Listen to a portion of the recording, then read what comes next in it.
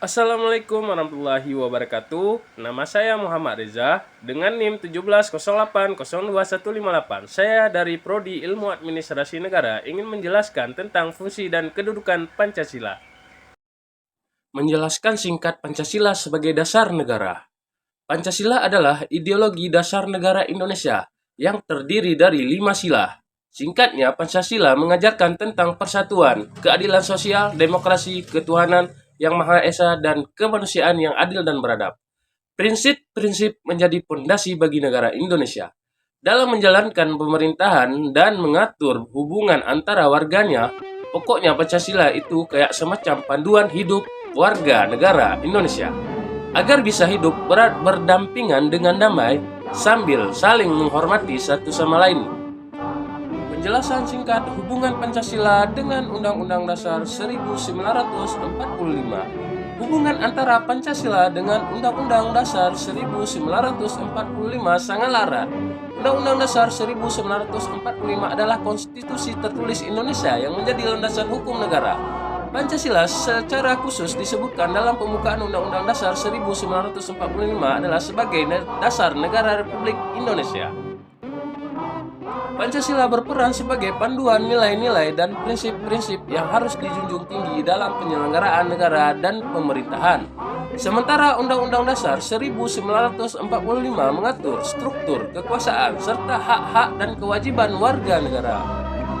Dalam praktiknya, setiap undang-undang atau kebijakan pemerintah harus selaras dengan nilai-nilai Pancasila yang tercantum di dalam pembukaan Undang-Undang Dasar 1945. Dengan demikian, hubungan antara Pancasila dan Undang-Undang Dasar 1945 memastikan bahwa sistem politik dan hukum di Indonesia didasarkan pada prinsip-prinsip moralitas, persatuan, keadilan sosial, demokrasi, ketuhanan yang Maha Esa, serta kemanusiaan yang adil dan beradab.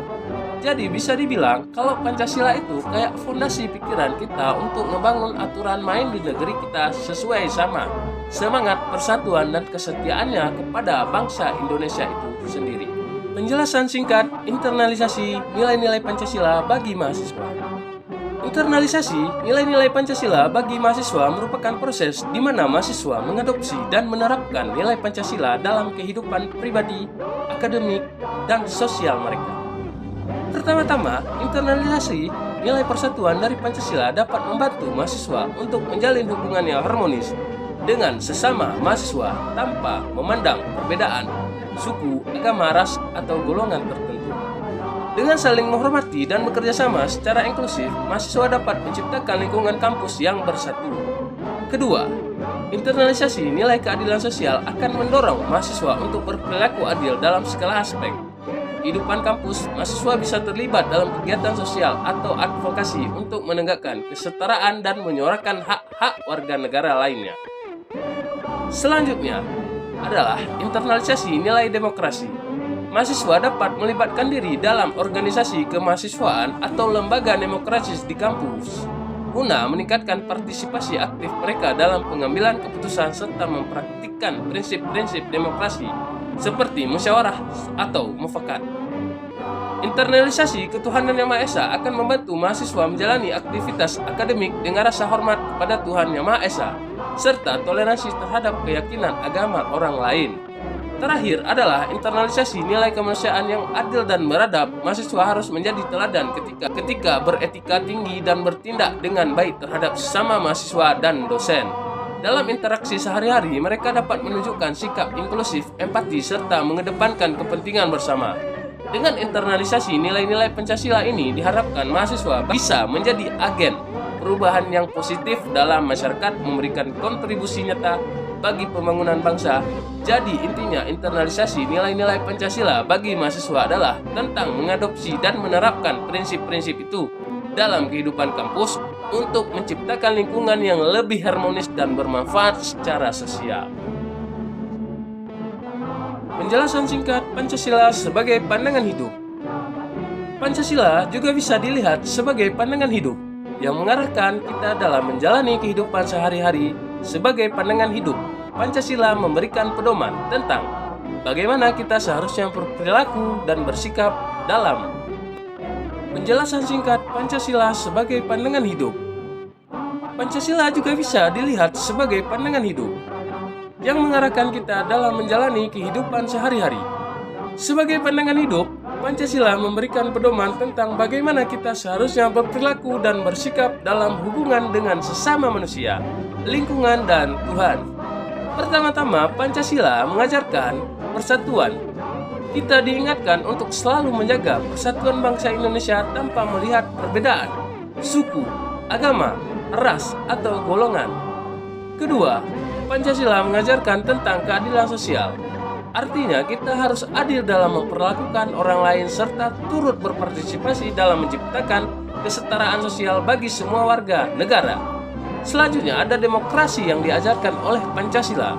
Demokrasi ini menekankan pentingnya partisipasi aktif rakyat dalam pengambilan keputusan politik dan pemerintahan negara. Kemudian ada keutuhanan yang Maha Esa yang mengajarkan bahwa setiap individu memiliki keyakinannya sendiri, namun tetap harus saling menghormati keyakinan orang lain. Terakhir adalah kemanusiaan yang adil dan beradab. Ini artinya kita harus menjadi manusia yang bertindak baik terhadap sesama makhluk hidup serta memiliki budaya sopan santun dan etika tinggi. Jadi intinya Pancasila bukan cuma sekedar teori, tapi juga bisa dijadikan landasan dalam kita menjalani kehidupan sehari-hari agar lebih harmonis dan bermanfaat bagi diri sendiri dan masyarakat sekitar. Pandangan saya terhadap implementasi nilai-nilai Pancasila dewasa ini dalam kehidupan berbangsa dan bernegara. Dalam implementasi nilai-nilai Pancasila dewasa ini terdapat berbagai pandangan yang dapat ditemui di masyarakat. Berikut adalah beberapa pandangan umum terhadap implementasi nilai-nilai Pancasila dalam kehidupan berbangsa dan bernegara. 1. Pandangan optimis. Ada yang melihat bahwa nilai-nilai Pancasila masih relevan dan penting dalam membentuk kehidupan berbangsa dan bernegara yang harmonis. Mereka meyakini bahwa jika semua pihak benar-benar mengadopsi dan menerapkan nilai-nilai Pancasila secara konsisten, maka Indonesia akan menjadi negara yang lebih baik. 2. Pandangan kritis. Terdapat juga pandangan kritis yang menyatakan bahwa implementasi nilai-nilai Pancasila belum sepenuhnya berhasil atau tidak sesuai dengan harapan. Beberapa masalah sosial seperti korupsi, ketimpangan sosial, atau intoleransi masih ada di tengah-tengah masyarakat. Penganut pandangan ini menekankan perlunya tindakan konkret untuk memperbaiki implementasi nilai-nilai Pancasila. 3. Pandangan pluralistik. Sementara itu ada juga pandangan pluralistik yang mengakui keberagaman interpretasi terhadap nilai-nilai Pancasila.